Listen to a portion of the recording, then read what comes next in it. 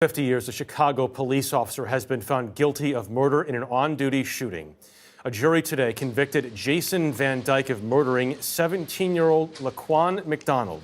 The 2014 shooting, captured on a dashboard camera, ignited protests in the city and forced changes in the nation's second-largest police department. Dean Reynolds is in Chicago. The 40-year-old police officer with 17 years of service in Chicago's toughest neighborhoods was stoic as the jury verdict was read aloud. Will you please read the verdicts? We, the jury, find the defendant, Jason Van Dyke, guilty of second-degree murder.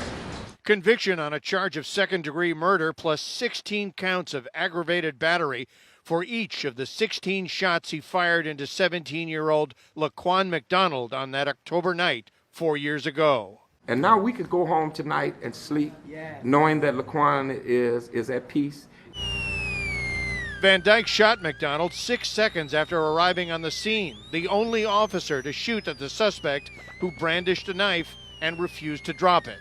Having watched this dash cam video of the incident repeatedly and heard Van Dyke's pleas that he feared for his life, the jury declined to find him guilty of first-degree murder with a potential life sentence.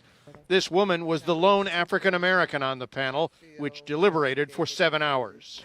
We looked at all the evidence and we ruled on it accordingly. Dan Herbert is Van Dyke's lawyer.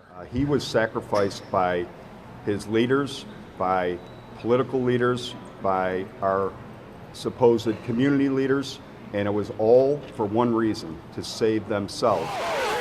The case exposed deep racial divisions within the city and between the police and minority residents.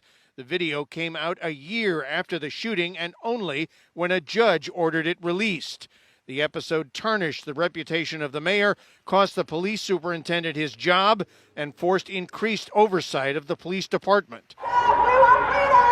Scattered demonstrations materialized around town, but the guilty verdict against the white officer appeared to cool passions an acquittal would have stoked. His bail revoked, his life in ruins. Van Dyke was led away by deputies. A mugshot, his personal ticket to the county jail. That night 4 years ago was the first and only time Jason Van Dyke fired his weapon on duty, and now he could spend years in prison for it. Jeff? Dean Reynolds, thank you.